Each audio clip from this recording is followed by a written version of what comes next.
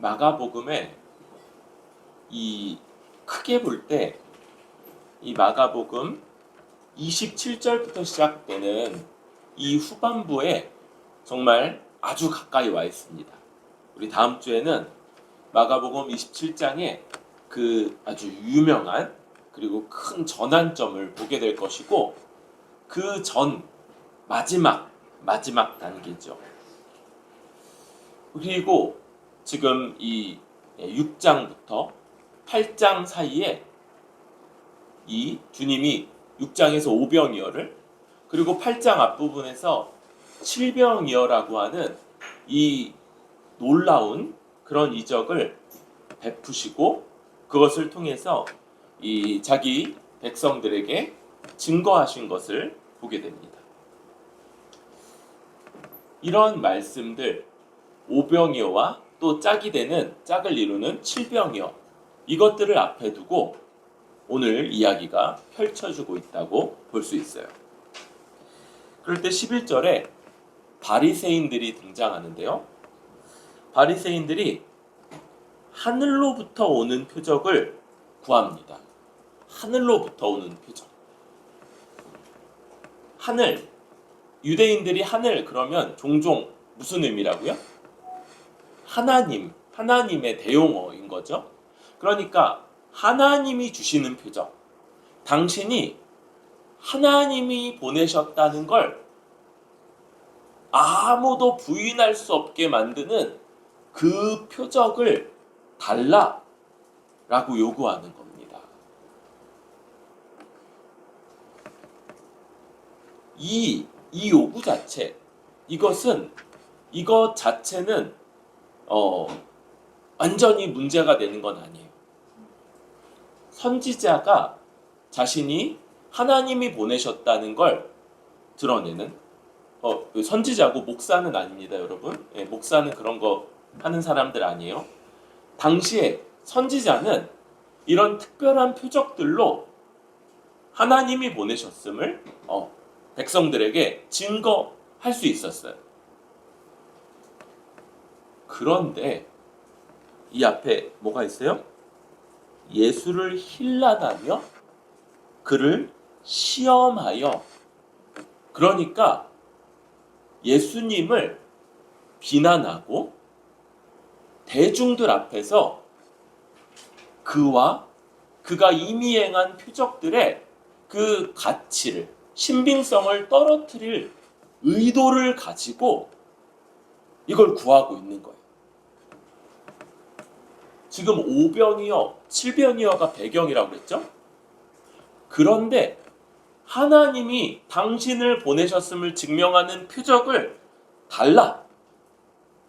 이것은 오병이어와 칠병이어가 그런 성격을 가진 표적이 아니라는 걸 전제하고 있는 거죠. 아니, 그거 말고 딴 거, 확실한 거, 분명한 거, 그거 내놔보세요. 여러분, 놀랍게도 오병이어와 칠병이어조차도 어떤 사람들은 설득할 수가 없는 거예요. 어떤 사람들은 그것으로마저도 하나님 앞에 만족하지 못한. 제가 이제 신학교 갈 때쯤에 그 유행이었던 그런 여러 가지 이제 전도 집회들과 이런 것들이 있었는데, 거기서 어떤 특별한 표적들이 나타나는 것, 이런 걸 굉장히 중요하게 여겼던 게 있어요. 한 20년 가까이 전이죠, 벌써. 그때는 갑론을박, 그게 진짜 일어났다, 그게 가짜다. 그런데 그걸 통해서 정말 회심하는 사람들은 뭐냐? 그건 진짜 회심이냐, 가짜 회심이냐? 막 갑론을박이 일어났었는데, 여러분, 지금은 이제 아무 소리 소문 없이 언젠가부터 사라졌어요. 어떤 표적들을 가지고, 기적들을 가지고 사람을 설득하려고 하는 시도는 그것은 우리 이 신약 시대에 하나님의 일반적인 역사 방식에서 벗어난다. 이런 것들이 있느냐 없느냐 이런 논쟁을 하는 것이 아니고 이런 방식의 것들은 아무도 부인할 수 없는 방식의 표적. 이것은 이 시대의 특징인 믿음. 우리 지난학기에 그렇게 공부했던 이 믿음과 배치된다. 이때는 이 시대는 어떤 불신자도 그 입을 확 막아버릴 수 있는 방식의 그런 것들이 아니라 누군가는 그게 뭐야? 라고 말하는 말씀과 그러나 그 말씀을 통해 역사하시는 성령의 역사로 갖게 되는 이 믿음이 이 시대의 놀라운 증거 방식이고 그것이 이 땅을 살아가는 백성들의 방식이다 라고 할 수 있는 것이죠. 이 바리새인들의 이 반응에 대해서 예수님이 깊이 탄식하십니다. 이 거의 낙심 이런 걸 나타내는 듯한 그러한 탄식이고요. 이 세대가 표적을 구하느냐 내가 진실로 너희에게 이르노니 이 세대에 표적을 주지 아니하리라.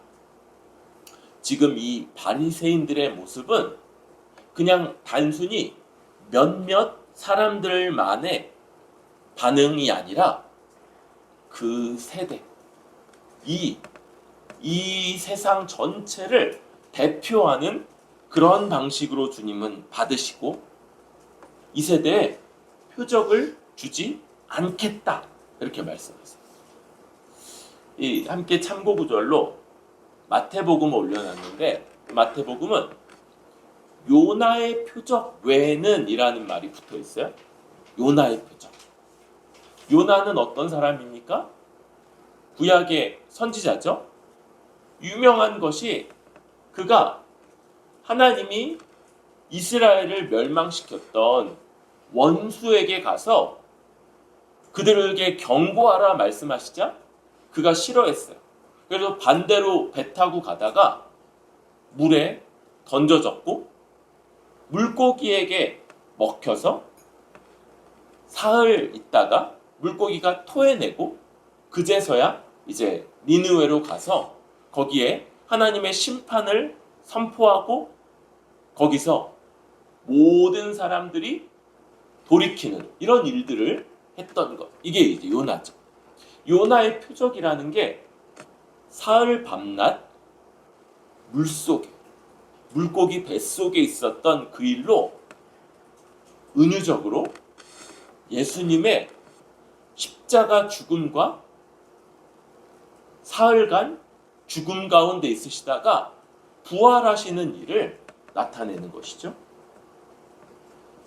그러니까 저들이 원하는 표적, 불신자들, 어떤 불신자도 그 앞에 탁 입을 막아버리고 그들을 돌이키게 만들 수 있는 종류의 표적은 없어요. 한 가지 정말 놀라운, 그러나 그들이 원하는 방식의 표적은 아니고 그건 역시도 어떤 사람들은 부정하고 대적하고 그것을 또 평가절하하며 폄하하지만 그러나 믿음으로 받아들이는 자들에게는 놀라운 이적이 되는 그것, 바로 십자가 죽음과 부활이라고 하는 이 유일한 표적밖에는 남아있지 않은 것이죠. 그러니까 이 두 말씀은 안 준다 그랬는데 요나의 표적 준다 뭐 이러니까 배치되는 것이 아니라 그들이 원하는 방식의 표적은 아니에요. 그런 것들은 존재하질 않아요. 그런 건 없어요. 어떤 기적도 뭐가 금으로 바뀌는 그러한 이적도 사람을 완전히 설득해서 그렇게 만드는 것은 없어요. 말씀과 그 말씀을 역사하셔서 성령님의 도우심을 의지하면서 그 말씀을 받아 찬찬히 살피고 고민하면서 돌이키는 것, 그거밖에는 없다는 것입니다. 이 오병이어보다 더 놀라운 십자가 죽음과 부활, 십자가 복음이 가장 놀라운 이적이며 유일하게 우리에게 믿음과 또 이 세대의 믿음을 불러일으키고 또 그것으로 살아가게끔 하는 그런 표적이다라는 것이죠. 그래서 이제 다음 사람들이 나를 누구라 하느냐? 너희는 나를 누구라 하느냐라는 이 질문부터는 굉장히 빠른 속도, 빠른 템포로 십자가를 향해서 나아가시는 이런 이야기들이 펼쳐지게 되는 것이죠. 우리가 받았고 또 우리가 붙잡고 있는 바 이 십자가 복음이 가장 놀라운 최고의 표적이고 그것이 우리가 늘 붙잡고 성령께 구하며 그것으로 믿음으로 살아가야 되는 바라고 할 수 있습니다. 예수님이 십자가에 달려 우리 죄에 대한 형벌을 대신하셨고 이제 부활하셔서 주와 연합한 모든 사람들이 다시금 새 생명 가운데 살아가며 완성될 세상에서 이 생명, 하나님의 복락을 완전히 누릴 것이 보증되어 있다. 이것을 우리가 붙잡고 믿음으로 어떤 사람들은 조롱하고 어떤 사람들은 부정하며 부족하다. 야 그게 뭐야? 내 눈앞에 보이면 그러면 내가 믿을게. 내가 설득될게. 라고 요구하는 사람들 앞에 우리는 그저 초라해 보일지도 모르지만 말씀을 놓고 우리는 이 말씀을 믿는다. 우리는 이 말씀이 진리임을 믿는다. 우리와 성령이 증언하시는 이 말씀이 우리의 증거다. 우리의 표적이고 우리에게 있는 기적이다. 이렇게 말하고 믿고 붙잡고 살아가는 그런 사람들인 것이죠. 그러면서 주님이 이제 13절 그들을 떠나시죠. 이 떠남의 방식, 이것은 한 측면으로는 그냥 길을 발을 떼어 또 다른 여정을 시작하시는 것. 그런데 그들을 떠나시는 것. 이 세대 하늘로부터 오는 표적을 구하면서도 오병이어 칠병이어를 알아볼 수 있는 눈, 믿음을 갖지 않는 자들, 거부하는 자들을 떠나시는 것. 우리에게는 모든 사람을 설득할 방법이 없습니다. 하나는 주님도 그러셨다. 주님도 탄식하고 떠나는 방식밖에는 없으셨다는 것들을 좀 보게 되죠. 그러면서 이제 배를 타고 건너편으로 가시려는데 제자들이 떡 가져오기를 잊어서 배에 떡 하나밖에 없었다. 또 떡 얘기예요. 또 떡 얘기. 그렇죠? 오늘 후식으로는 떡을 좀 먹어야 될 것 같은데 떡 하나밖에 없어. 5개였다가 7개였다가 이제 하나죠. 그런데 예수님이 그들에게 경고하시면서 바리새인들의 누룩과 헤롯의 누룩을 주의하라 하십니다. 여러분, 누룩은 아주 대표적인 성경의 은유 중에 하나죠. 유명한 은유 중에 하나. 그리고 그 누룩이 많이 쓰이는 것, 전염성, 확산성인 거죠. 이건 긍정적으로도 쓰이고요, 부정적으로도 쓰입니다. 그래서 이 복음의 운동이 누룩과 같을 것을 주님이 예고하시기도 했어요. 누룩처럼 번져갈 거다. 그런데 또 많은 경우에 누룩은 부정적인 의미로 쓰입니다. 특별히 구약의 절기, 유월절과 무교절이 이 누룩과 깊이 관련되어 있어요. 유월절은 무교절을 시작하는 저녁 식사죠. 우리가 아는 것처럼, 또 성찬에서 기념하는 것처럼 출애굽 때 이 어린 양을 잡아서 그 피를 문 좌우 설주와 임방에다가 바르고, 그러자 그렇게 바른 곳은 하나님의 신이 넘어갔고요, 그러지 않은 곳은 초태생, 처음 태어난 사람이나 동물이나 다 죽었다. 그 일을 기념하고 있어요. 그리고는 이제 절기로서 그때가 되면 어린 양을 잡아서 이제 먹죠. 그런데 어떻게 먹어야 되냐면 옷을 입고 지팡이를 쥐고 신도 신고 그러고 먹어야 되는 거예요. 왜요? 이제 곧 여정을 떠나야 되는 거죠. 유월절을 기념하는 거예요. 그러면서 그 다음 일주일간은 무교절, 이게 이제 절기죠. 절을 지내는데 이 무교절 여러 가지 다른 것들이 있지만 그 특징이 집안에 모든 누룩을 내버리고요, 누룩 없는 무교병을 먹는 절기, 그게 그 특징인 겁니다. 여러분, 무교병은 이런 거예요. 여정을 떠나니까, 여정 중에 있으니까 이 누룩, 이스트를 넣어서 반죽을 부드럽게 하는 그런 빵을 먹을 여유가 없다는 걸 나타내기도 해요. 그런데 은유적으로 어떤 겁니까? 이 누룩은 죄의 특징을 보여줘요. 순식간에 번져가고 공동체 전체를 오염시키는 이 죄 문제를 보여주는 것, 이게 누룩입니다. 누룩.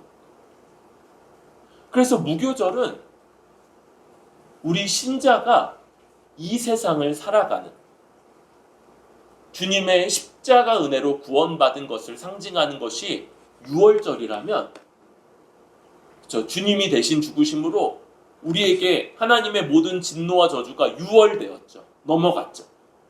그런데 그 이후에 이어지는 이 단번에 이루어진 구원과 그 뒤에 이어지는 신자의 삶이 무교절로 비유된다는 거예요.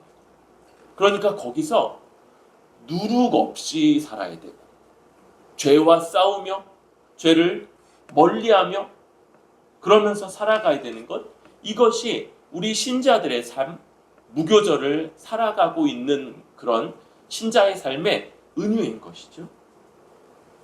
그런데 주님이 여기서 이 누룩, 이 전염성 많은 죄의 은유인 이 누룩을 두 가지로 수식어를 붙이시는데, 바리새인의 누룩과 헤롯의 누룩이라고 말합니다. 요 헤롯의 누룩은 또 다른 성경에서는 사두개인의 누룩이라고 불리기도 해요. 그럴 때 각각 바리새인의 누룩은 율법주의, 공로주의로, 또 헤롯의 누룩, 사두개인의 누룩은 물질주의, 세속주의로 볼 수 있는 것이죠.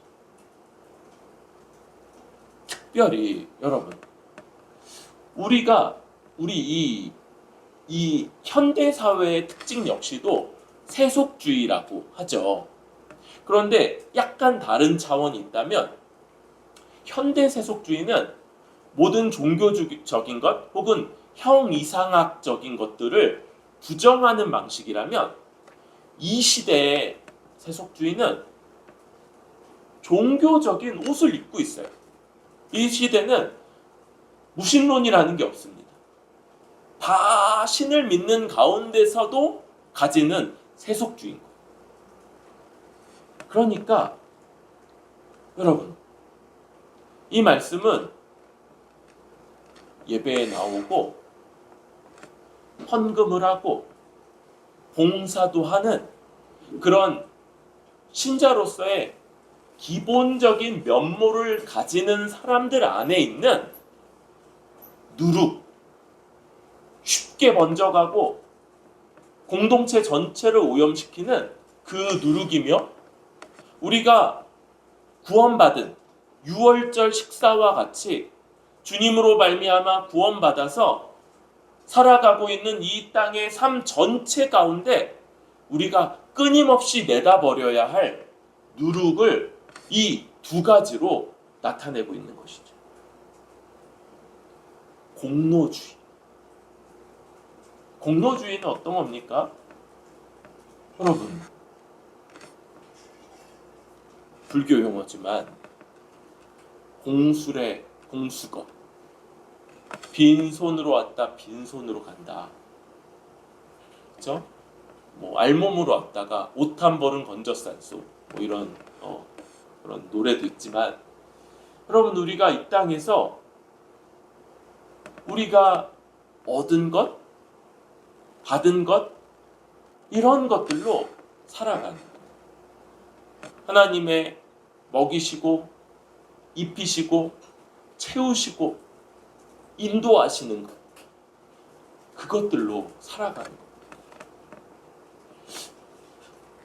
우리는 내가 행한 것들, 내가 행한 바에 따라 얻는 보상들로 내 삶이 채워지는 것이 아니라, 받을 자격이 없음에도 불구하고 하나님이 기꺼이 기뻐하시면서 주시는 선물로 채워지는 삶, 그게 우리들의 삶의 특징인데, 공로주의는 이걸 부정하는 거예요.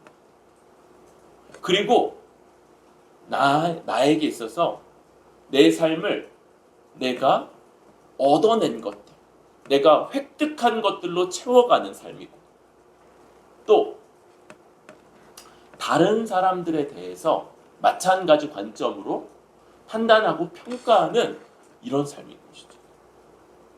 그러니까 우리의 삶에 좀 괜찮은 때, 뭔가가 좀 있고 하나님이 주시는 것들이 좀 있는 때, 그때 교만하죠. 내가 이렇게 했지. 그리고 여러분, 그러지 않을 때, 그죠? 우리에게는 풍요와 가난, 빈곤, 뭐 좋을 때와 나쁜 때, 이런 것들이 함께 다 있어요. 그게 우리에게 유익하기 때문에 하나님이 우리에게 주실 때, 근데 이때는 낙심하고 자기 연민에 빠지고 이러는 모습들. 여러분, 이 온갖 것들이 우리에게 주어지는 것 같을 때, 그때 감사하고, 없을 때 주께 간구하고 주의 도우심을 구하는, 이것이 우리의 마땅한 삶의 방식일 텐데, 공로주의적인 삶의 태도, 공로주의적인 신앙생활의 태도가 굉장히 우리를 망가뜨리고, 신앙의 이 업다, 교만과 낙심, 자기 비하, 자기 연민, 이런 것들을 왕복하는 그런 삶. 셔틀런인가요? 요즘 자녀들이 하는 운동, 셔틀런. 이쪽과 이쪽을 최대한 빨리 왔다 갔다 달리게 하는 교만, 자기 연민, 교만, 자기 연민. 이와 함께 세속주의. 여러분, 나는 예배 다니고, 나는 교회 나오고, 나는 예배 드리니까, 나는 헌금도 하고, 나는 봉사도 하니까. 여러분, 아니에요. 저 헤롯도, 저 사두개인들도 종교적인 형식을 다 갖추고 있었어요. 사두개인 자체가 제사장 그룹이고, 제사장, 그러니까 성전에서 하나님께 제사 맡는 일종의, 그렇죠? 종교인들이었어. 종교인들. 근데 그들이 세속주의였다. 종교적인 형태를 가진 세속주의 어떻습니까? 우리 지난 시간에도 나왔지만 하나님이 있다는 걸 부정하진 않아요. 그런데 그 하나님을 나의 삶을 살피고 돌보고 그리고 나와 교제하고 나와 함께하고 내가 의논도 하고 그 하나님께 도움도 구하고 그 하나님 말씀 때문에 머리가 망치에 맞은 듯 멍해지면서 눈물도 흘리고 돌이키기도 하는 이런 인격적인 반응으로서가 아니라 하나님은 내 삶에 관여하지 않는 멀리 떠나 있는 하나님으로. 그러면 어떻게 된다고요? 여러분, 우리 바닷가에서 파도가 칠 때 막 그런 거 해봤죠. 파도 빠졌을 때 막 이 구덩이를 파서 물을 막으려고 그러는데 또 금방 물이 차들어오고 물이 모래를 휩쓸려도. 그래서 그렇게 놀다가 잠깐 비켜나 있으면 물이 휩쓸고 들어온 모래로 가득 차 있는 모습. 여러분, 하나님이 있다고 말한다고 해도 그 하나님이 우리 삶에 함께 하시며 인격적으로 우리와 함께 하신다는 것들을 인정하지 않고 멀찍이 떠나 있으면 여기에는 또 다른 원리들이 들어와서 채운다는 거예요. 그리고 그게 바로 세상의 원리, 물질, 욕망, 세상 사람들의 논리, 사람들의 이목, 이런 것들이 우리의 아주 지배적인 원리로 채우고 있는 것.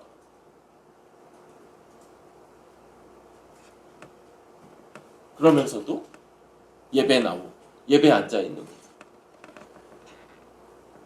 그리고 이런 공로주의와 세속주의에 빠져 있는 자들은 좀처럼 주님의 증거, 주님의 표적을 볼 수 있는 눈을 갖지 못한다.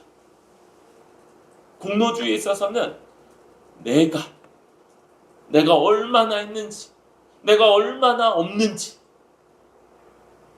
세속주의에 있어서는 이 세상 사람들이 다 원하는 것들, 다 구하는 것들, 다 쫓는 것들이 내 삶의 지배적인 원리가 되는 것. 이것을 경고하십니다. 여러분, 이 율법주의와 세속주의에 대해서 맞서야만 이런 것들을 분별하고 대적해야 하지만 주님의 증거가 눈에 들어오고 오병이어와 칠병이어가 눈에 들어오고 십자가 복음이 알아들어지는 거예요. 그게 어찌 그런 큰 은혜인지, 이게 얼마나 놀라운 은혜인지.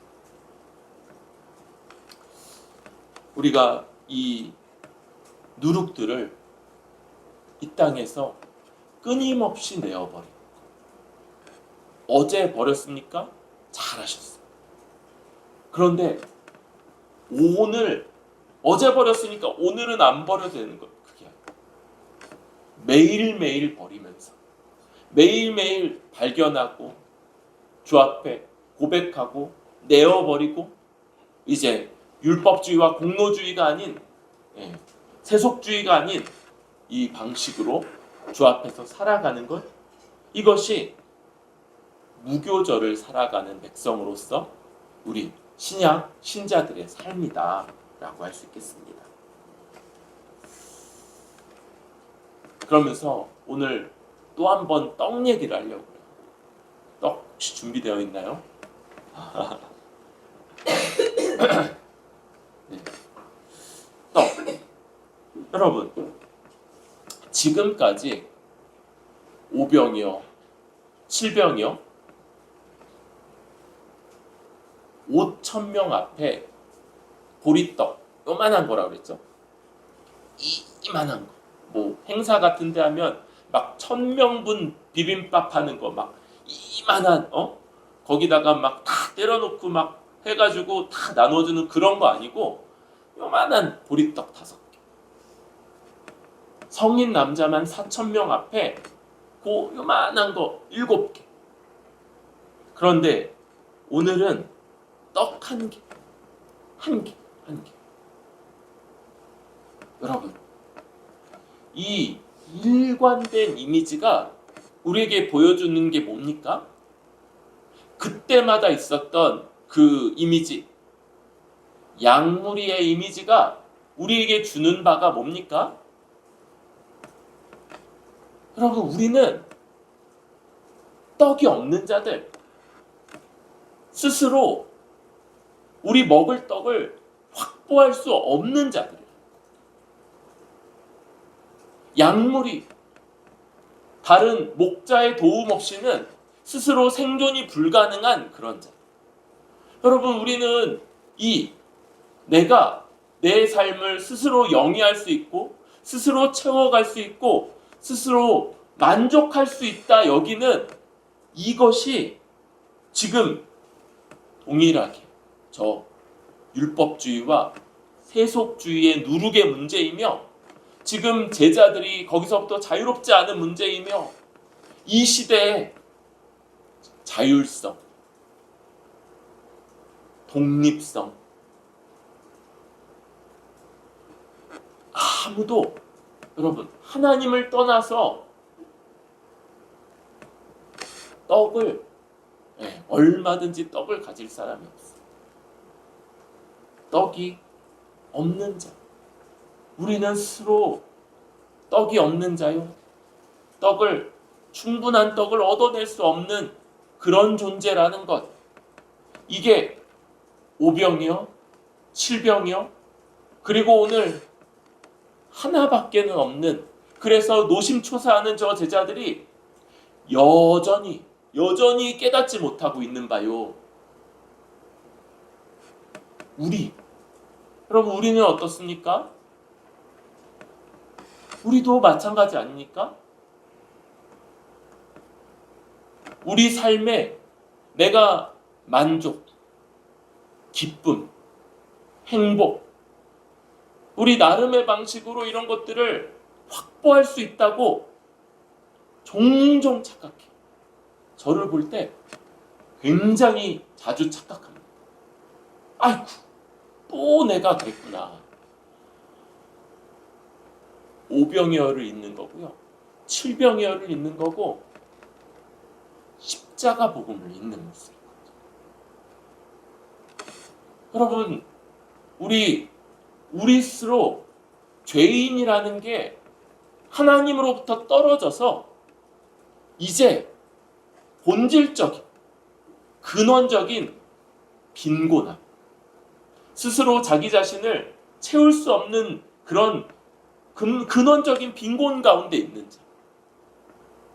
전에는 하나님 안에 있었을 때는 널려있는 것을 얼마든지 임의로 마음껏 먹을 수 있었던 거기서 이제 땀을 흘려야 먹는데 그 땅이, 그 먹을 것을 주는 땅이 우리 먹을 것보다 엉겅퀴 가시덤불을 더 내어서, 그래서 고생스럽게 고생하면, 그러면 얻는 것이 아니고 고생 가운데 그렇게 하는데, 조금만 더 하면 괜찮을까? 조금만 더 하면 그러면 만족스러울까? 행복할까? 그러면 뭐가 채워질까? 그러지 않은 것. 이게 죄입니다. 여러분, 세상 사람들은 여전히 이 유혹과 이 사탄의 속임수 안에서 내가 조금만 더 하면 그러면 얻겠고, 그러면서 뭐랍니까? 가족과 함께하는 시간을 잃고 또 정말 주 앞에서 살아갈 수 있는 바들을 놓치고, 그리고 더 일하고 혹은 더 뭔가를 소유하려고 하고 이런 모습. 그런데 오병이요, 칠병이요, 오늘 이 말씀은 바로 우리 주님이 우리에게 떡을 주시는 분, 그리고 이제 이 떡으로 상징되는 하나님 나라의 모든 복락을 완전히 누리게 하실 분이라는 것. 이제 더 이상 목자 없는 양떼가 아니라 하나님이 보내시는 목자가 계신 양떼인 것. 이것이 오병이어 칠병이어, 그리고 오늘 너희가 왜 이렇게 둔하냐, 왜 아직도 깨닫지 못하냐 책망하시면서 제자들이 우리가 마땅히 알아야 되는 바 바로 두 번째 가르치는 것이죠. 여러분, 이 둘은 긴밀하게 관련되어 있어요. 우리가 우리 스스로 우리 떡을 확보하고자 하는 이 시도를 멈추지 않는 한 우리는 우리 스스로 떡을 확보할 수 없는 자입니다. 우리는 목자 없는 양떼 같은 자입니다 라고 고백하지 않는 한 여러분, 주님을 맞아들이지 않아요. 주님을 의지하고 의존하고 주님을 바라보지 않아요. 내가 여기 있다 말씀하셔도 아이 잠깐만요, 제가 지금 이런 일들 때문에 지금 너무 바쁜데 조금 있다가 주님 말씀 드릴게요.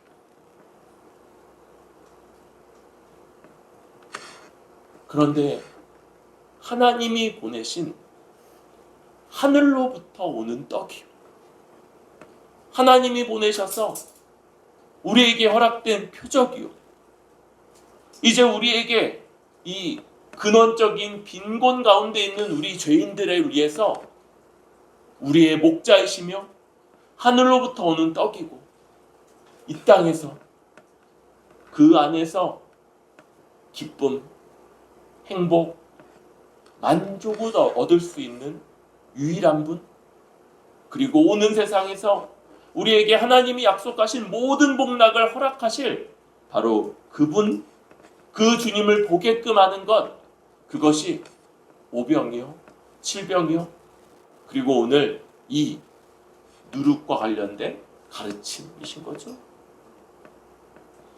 여러분, 우리가 떡 없는 자인 것을 기억합시다. 떡이 없고 떡을 확보할 수 없는 자. 그래서 스스로 떡을 확보하기를 이제 좀 포기하면 좋겠어요. 이것은 그냥 자포자기가 아니라 하나님이 우리에게 주시고자 하는 하늘로부터 오는 참떡, 목자 없는 양떼에 필요한 참 목자, 이 땅에서 기쁨과 만족과 행복을 누리게끔 하는 그런 우리의 주님이시고, 그리고 이제 우리가 잃어버린 처음부터 가졌던 그 하나님의 모든 복락을 다시 회복할 것을 보증해 주시는 보증이신 우리 주님, 우리의 떡 없음을 고백하며 주님이 주신 떡을 이제 주님께 손 내밀 수 있는 그런 우리들 될 수 있기를 바랍니다.